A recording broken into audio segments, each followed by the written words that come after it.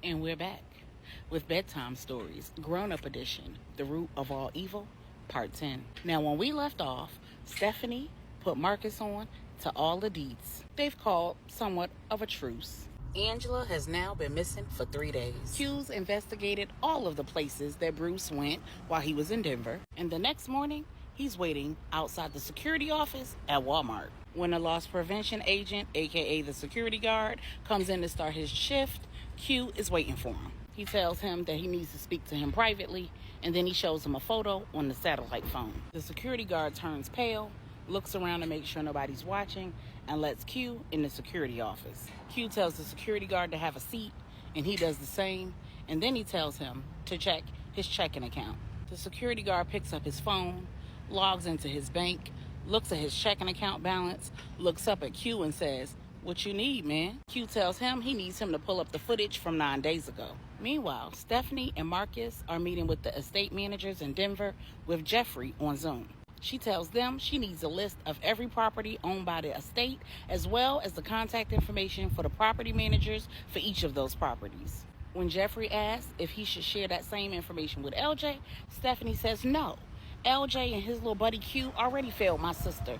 If they're not smart enough to think of it themselves, then why should we volunteer it? Marcus asks Stephanie, what on earth do these addresses have to do with finding Jessica and Angela? Stephanie tells Marcus that she'll explain on the way to their next destination. Meanwhile, LJ and Q are getting an update from Lorenzo. Bruce wired a large sum of money to a doctor in North Carolina the night of Miss Cheryl's attack. He also booked a room at the Ritz for a week and had room service delivered multiple times a day. The first night, he checked in and stayed until early the next morning. Shortly after he checked in, a woman was seen rolling in another individual in a wheelchair. Neither the woman pushing the wheelchair or the individual in the wheelchair could be easily identified because they were both bundled up head to toe. They also entered the hotel from a side entrance. Neither of them were ever captured on surveillance footage leaving the hotel. However, the doctor was seen leaving the hotel for the first time on the third day of the reservation, despite never being seen going inside the hotel. Lorenzo believes the doctor was the heavily disguised individual pushing the wheelchair. On days 2 and 3, Bruce was seen visiting the hotel and leaving late in the night. From the 3rd day to the 6th day, Bruce would be seen coming to the hotel, the doctor would be seen leaving, and a few hours later, the two would switch. On day 6, Bruce transferred another large sum of money into the doctor's account, and she was never seen again on surveillance footage at the hotel. On day 7, a heavily bundled up woman was seen leaving the hotel, and shortly thereafter, Bruce checked out for the week. Q looked at LJ and said, "So Jessica needed serious medical attention and Bruce hired a doctor to do it in the hotel?" LJ says, "Marcus said she was pregnant, and my wife put them paws on her." Q asked Lorenzo, "What kind of doctor was that retired woman?" Lorenzo said, "She was an OBGYN. LJ said, "Bingo, we got action." Q says, "That would explain the receipt for the breast pump. But would the baby have survived?" Lorenzo says, "No babies came out of that hotel." LJ looks at Q and says, "Are you thinking what I'm thinking?" LJ says, "Yep. And I'm telling you, if anything happens to this baby..." Lorenzo interrupts and says, "Wait, guys, there's more." Lorenzo says, "Now, there were no other suspicious transactions once Bruce made it to Denver, but Bruce purchased a fully loaded, brand new Honda Accord." Q and LJ get excited, thinking that Bruce bought the car for Jessica, they're going to be able to trace it. But then Lorenzo drops a bomb. He tells them when he hacked into the Honda dealership system, he found out that the vehicle was delivered to a woman named Lola Daniels, a stripper who works at the strip club that Bruce visited almost every night when he was in Denver. The strip club was on a list of addresses that he provided to them the day before. They just didn't know what to do with it. Then he drops the last nugget in their laps. He tells them that Bruce transferred $20,000 into his wife's account. Q and LJ agree that Bruce's wife was paid for her silence and her agreement. They agree that Q's next stop is the strip club and a visit to Lola. Q tells them that at Walmart, Bruce bought toiletry items, prepaid debit cards, and a track phone.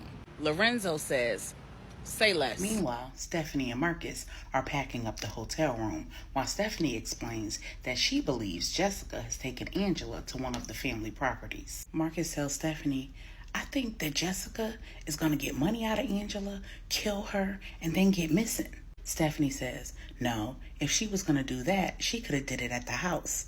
Remember, she had a tracker on Q's car, so she knew how much time she had, and she had plenty of time to get whatever she needed from Angela and kill her at the Denver house. She didn't have to take her with her. She took Angela because she's pregnant. Jessica's going to wait for Angela to have that baby, and then her and that baby are going to disappear." Marcus asks, "So do you think she took her to the Wyoming house since it's so close?" Stephanie says, "No.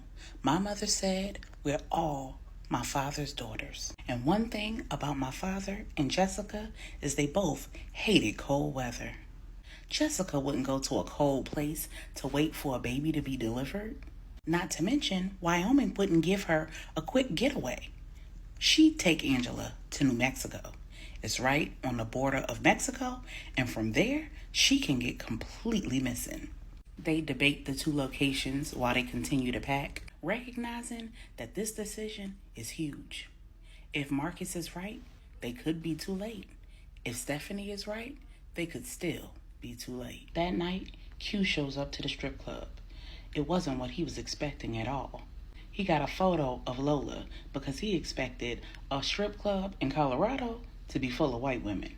To his pleasant surprise, it was filled with women of every ethnicity, nationality, and creed. Q started praying, "Lord, protect my eye gates." Q sat down, placed the order of chicken wings, because you know the strip club got the best chicken wings. He ordered a ginger ale with grenadine so it could look like he was drinking, sat back, scoped the scene for Lola, and tried not to look at all the TNA around. Halfway through his wings and his mocktail, he spotted Lola. He invited her over, tipped her for a little show, and then requested a private dance. She collected her upfront fee and then led him to the VIP. On the way, she went over the rules. Once inside the VIP, Q told Lola he didn't really want to dance. He just wanted to know what she was willing to do for a brand new, fully loaded Honda Accord.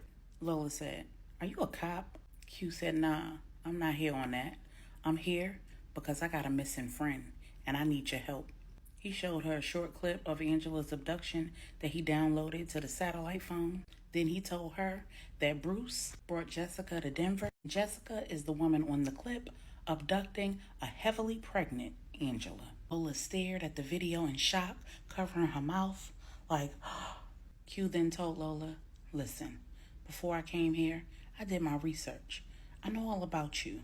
I know that you're a struggling single mother with a child with special needs, but also taking care of your sick mother, and you're working here solely because it pays the bills. You seem to be a good woman, so it's reasonable for me to expect you to do the right thing." Lola, being a girl's girl, said, "Listen, I'll do whatever I can to help you out, but please tell me that I didn't get this car illegally." Q explained to her who Bruce is, that his money is legitimate, and that nobody should be coming for her to take the car back because the entire purchase and registration was done legally. Lola then explained that Bruce came into the club, he chatted her up, he tipped her heavily, he started paying for private dances, and then eventually he offered her a large sum of money for a little something extra. In desperate need to take care of her children and her mother, and her car being down for repairs, she went ahead and agreed. She broke him off a little something, and he broke her off a whole lot of cash. The next day, she used the money to get her car fixed, and when she told him about it, he told her that he had another favor to ask. What Lola said next blew Q's mind. She said that Bruce wanted to join the Mile High Club.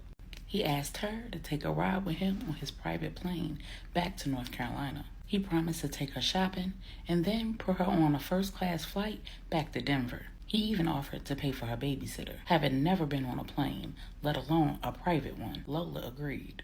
Bruce then upped the ante. He told her that if she would give him her old car, he would buy her a brand new Honda Accord, fully loaded. He'd make sure it was registered in her name, and he'd give her money for a year of insurance. And he promised all of this with no strings attached. She told him that if he had the brand new car delivered, then they had a deal. Q asked Lola if the old car was still registered to her. She said that it was. She provided him with all of the information, and Q gave her every dime that he had in his pocket.